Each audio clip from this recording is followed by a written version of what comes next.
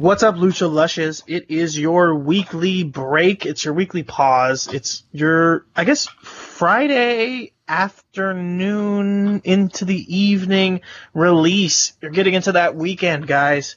I just had to work on a Saturday, Adrian. That is fucking pits, right? Oh, man.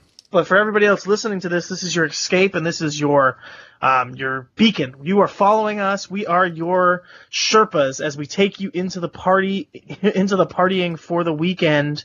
And the way that we do that is with a quick beer, a quick discussion, and I mean, hopefully I don't get too pissed off at Adrian. Honestly, that's what it really comes down to. That's always the goal. Yeah, hopefully it doesn't ruin my weekend, ruin my night, because Adrian says something or does something stupid.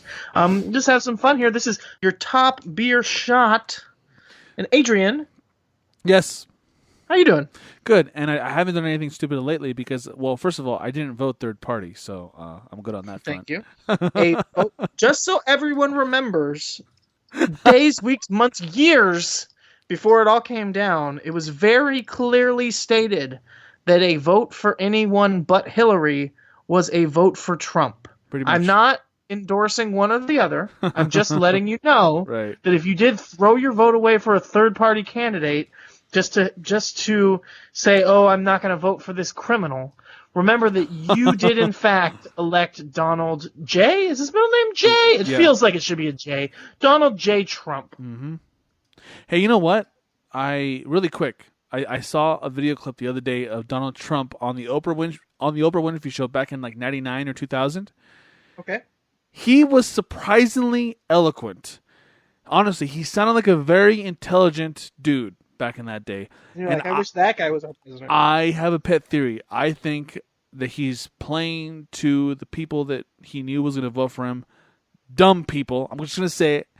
I don't think he's as dumb as he actually sounds. I think he is just dumbing himself down to play to the dumb people, and it worked. It clearly worked. That's all I'm going to say. Go on YouTube, look up Trump on Oprah Winfrey, and you will see exactly what I'm talking about. I am telling you, Tim, he sounds super fucking eloquent. I was shocked to hear him talk the way he was talking on that show. Did he really sound eloquent? Well, compared to now, yeah. Compared to the way he talks now. Compared to now, but he didn't sound eloquent. Well, like, relatively eloquent. He was relatively more eloquent. Well, I mean, Sidney Poitier is a classically trained stage actor, sir. You can't really compare yourself to that. Not many men can, but I mean, is the president of the United States, so I feel like setting a high bar is fair. Yeah. So, would you compare his, I guess, elocution to that of Sidney Poitier? No, I couldn't. To be fair, I could not. Okay. But he was more eloquent than the bloviating, loudmouth, small-handed vulgarian that he currently is. The best meme to come out of this whole thing is how small his hands are. His little baby hands. It's such a good visual in my head when someone mentions his tiny hands. You know what I mean? Well, and to be fair, it's almost like not as bad because as he tried to say to Billy Bush, when you're a star, it doesn't matter. You can grab a girl by her lady part. The thing is that maybe his hands are just so small that those girls weren't okay with it. They just didn't notice. Yeah. Because his hands are so small. It didn't register that they were being grabbed at all.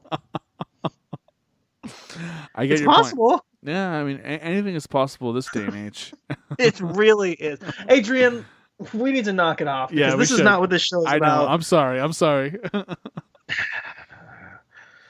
What do you have? We came here tonight to drink beer. Yes, we did. Yes. What kind of beer do you got? Okay, I will start. I have, from my favorite brewing company, Tim. Again, we're not paid. I wish we were, but we're not. Odell Brewing Company out of Fort Collins, Colorado. This is their Isolation Ale. Okay? Now, let me tell you something about this beer. When I first tried it, I thought it was the most delicious beer I'd had at that time, right? Mm-hmm. And it's a semi-seasonal beer, so of course I only tried it once, and then after the next time I wanted to try it, it was already out of season. The label art on this is really cool. Imagine, if you will, Tim, a purple, snowy, foresty sort of setting, and there's a small log cabin with a wisp of smoke coming out of the chimney. Okay, this is the kind of beer that I imagine a lumberjack comes home to. You know what I mean? He takes off his boots. He takes off his thick beanie that's probably like a Carhartt brand or something. He sits down on his couch in front of his fireplace. And what kind of a beer does he open? What kind of a beer does he choose to drink as he's unwinding for the night, Tim? Isolation Ale. That's the story I'm in my head. That's all just based on their label. Okay, that's not even. That's good shit, right? That's that good shit. A funny thing happens here around summer's end. Our eyes start searching for skies for those first fall flakes. As we welcome autumn's first snow, we celebrate the return of Isolation Ale, a sweet caramel malty ale that is balanced by a subtle crisp hop finish. Whether you ski, shred, or shoe, Isolation Ale will inspire you to make first tracks. So, it's so whimsical. Like, whoever writes their little descriptions and whoever does their art, I mean, these guys are in sync. Maybe it's even the same person. Who knows? Although I doubt an artist could write that well, and I doubt a writer could draw art that well. But whatever, right? I like to believe it. I like to believe that there's a Renaissance man who's not only does he write the thing and draw it, but he also made the beer. Exactly. So I like to believe that there's one guy who's just churning it all out. Oh, exactly. Yeah, no, I mean, I like to think the same thing. So let's go ahead and open her up and give her a quick taste, shall we? Let's do it. All right, so yeah, it's got a nice hoppy what's it called? Aroma, but aroma. Not too hoppy though. Oh, okay. Again? Party foul. No, I made it foam up really quick. Sorry. Well, not sorry. I mean, it's my fault, not yours. Now it's on my foot too. Oh, what is this? Anyway, let's ignore that for a second, okay? Let's try. I do agree with the label when it says that it's got a sort of a caramelly taste with a hop finish. I think that's what makes it so good is that it tastes like sort of a caramel flavored ale, and it's got just enough hops, which gives it just enough bitterness. It's really good. It's got like the perfect balance of the two, and it's a shame that it's seasonal because I could literally drink this beer all the time. But I can't because it only comes out around this time of the year. And it's one of my favorite beers, Tim. And if you ever have a chance to try it, I highly recommend it. What do you have for us tonight, by the way? What I have for us is, you know what? I'm gonna this is a rare first here at the Lucha Undead Top Beer. Oh, I feel like that's the first time I've said Lucha Undead all night. Ah, it is. The rebranding is in full effect, everyone. Lucha Undead will slowly be dropped. But you know what? We're still going to harken back to it here and there. I think it's a good name. I am going to allow the commercial release for this beer speak for itself when I talk about this beer, as it's pretty ridiculous and insanely long. So I'm going to go ahead and read this for you. Ready? Ready. I scream. You scream. We all scream. For ice cream? Okay. Beer? This winter, dip into the fridge, not just the freezer, to find a dozen ways to slate your sweet tooth. Our newest collaboration with Ben & Jerry's brings together two different types of pint makers for one common goal: to fill your glass with chocolate chip cookie dough ale. I'm not going to read anymore because there's like 3 more paragraphs, and that was already weird enough. And that's just the name of the beer? No, that is the commercial release description of the beer. Oh. It's got like 3 more paragraphs. This is the New Belgium plus Ben & Jerry's chocolate chip cookie dough ale. Oh. It's got a picture of a cow wearing a scarf and a hat, and he's also got not shades but goggles, yellow goggles on. He's out in the snowy hills. You were talking about that lumberjack. This cow is not a lumberjack. This cow is a snowboarding douchebag, and that is what you're supposed to get instantly from looking at him. He is not cool. He's kind of a jerk. He probably slipped someone something at some point in his life. He's definitely had sex with someone who didn't necessarily say no, but they definitely didn't say yes, if you understand what I mean. I'm still trying to figure out. I'm still trying to wrap my name around the description, but go ahead. Yes. So, this is what I have. I'll go ahead and, I guess, pop her open. And while you're doing that, I will give you the rating for my beer really quick, if you don't mind. Let's do it. From ratebeer.com, the Odell Brewing's Isolation Ale. And this isn't fair, Tim. It's a 61.71. I don't think that's fair. There's something about this beer that warms you up inside, both literally and metaphorically. You know what I mean? Mm-hmm. It's something about the flavor, it's something about the way it smells, it's something about the way it looks. Like, it's a delicious beer. Let's see. Maybe those ratings came from one Crazy Bernie. Yeah? Because they sound like that rating is crazy. Possibly. So how does yours taste and smell? It's thin, amber brightness, creamy, thick head that bubbles up easily, quickly. Not effervescent, but definitely there. So it's kind of got that hybridness. It's a light-bodied, opaque, not even amber, honestly. Pretty much just straight up yellow. A little twinge of amber, but not too much. But it's got a creamy head that pours up pretty nicely. It's white, but it's got that just straight up foam thickness.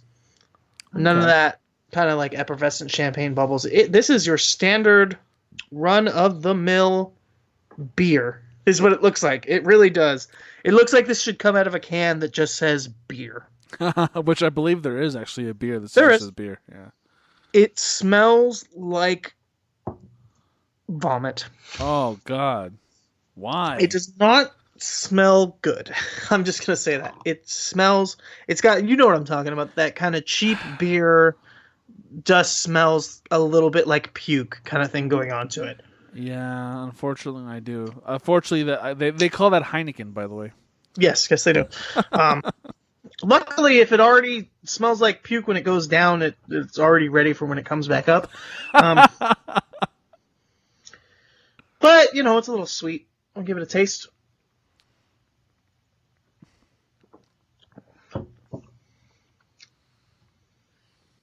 Definitely creamy.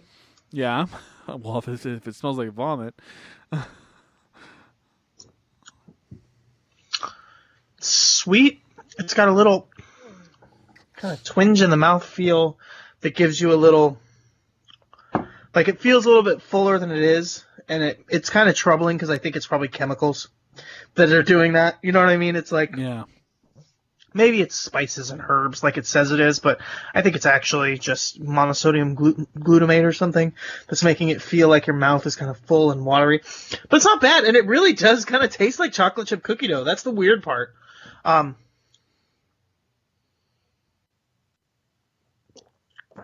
could definitely drink more of this. I don't hate it. So it tastes better than it smells. It definitely tastes better than it smells. It really does taste like chocolate chip cookie dough. Do you eat chocolate chip cookie dough ice cream? Do you like that? I like chocolate chip cookies. I don't think I've ever actually had raw chocolate chip cookie dough, which I think you're not supposed to have because of the risk of salmonella poisoning, by the way. I don't think there's any risk anyways. But have you ever had the ice cream that has chocolate chip cookie dough in it? I actually have had that. I'm not a huge fan of it, but I have had it. It's all right. Does it taste like that? Pretty much. That's pretty much what it tastes like. Pretty good, actually. It's not bad. Not bad. It's sweet, creamy. I could definitely see this as a nice dessert beer kind of thing. Do you remember when we would go to the Walgreens in downtown Palm Springs and we would get birthday cake flavored ice cream? That was the best. Actually, it wasn't Walgreens. It was like a Rite Aid or something. It was one of those drugstores. And we would get birthday cake flavored ice cream. That was delicious. This sounds like the birthday cake flavored ice cream version of beer. You know what I mean? It kind of is. It actually kind of is. Yeah. It's pretty good, honestly. I could definitely drink more of this. I'm not gonna lie. That's good. I don't hate it. No, sir, I don't. It's weird when stuff smells different than it tastes. I bought this fancy cheese the other day, right? I don't know if you've ever bought fancy cheese from the grocery store. You know how they had the fancy cheese aisle or the fancy cheese section near, like, the deli and all that stuff. Yes. I bought some fancy Munster cheese for $14. $14 I spent on a small wheel of Munster cheese. It smells awful, Tim. Okay? It smells terrible. It smells like death, right? I was very turned off by it, but then I tasted it. Pretty good. I melted it into a quesadilla. Delicious, by the way. Delicious. You'll never have a more flavorful quesadilla than if you use fancy Munster cheese. Have you ever had Munster cheese, by the way? I have. I like Munster. Yeah, try the fancy stuff. I think you'd like it. Get that primo Munster case oh dear. Just ignore the smell, but I'm telling you, it's delicious. It's super creamy and thick, but like not hard. It's like really soft, you know. But anyway, but break me down. Well, go ahead. No. Break me down your quesadilla process.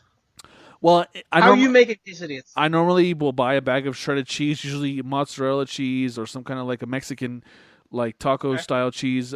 In this case, I bought this fancy Munster cheese. I cut it into thin slices. I put those thin slices on a tortilla, which I had already cooked on one side, and flipped it around.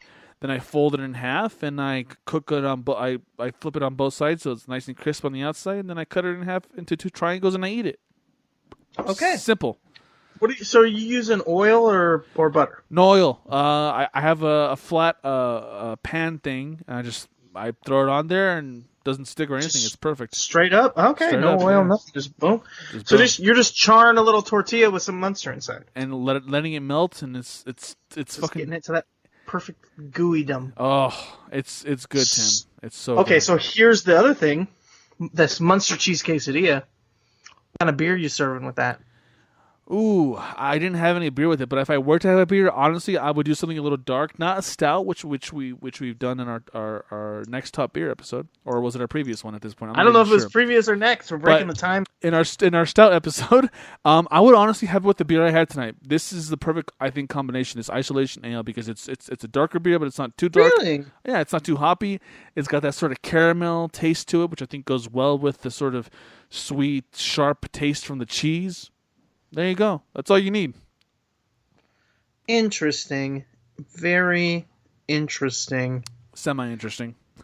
I would say it's what is it? There's the Reddit. It's mildly interesting. I unsubscribed to that shit a long time ago. But that exists, right? That's a thing? It does exist, and it isn't as interesting as people think it is. Mildly interesting. Either way, no matter if you're eating quesadillas with isolation ale or you're having ice cream flavored beers to kind of satiate your sweet tooth here in this long, cold winter, when it comes down to it, there's only 3 things that matter in this life, Adrian. What are those, Tim? Tell us. You know what those 3 things are. They all happen to start with a B, just like my last name, but I am not one of those things. No, I am but a man. But the important things are good beers, good buds, and good banter. Good night, everybody.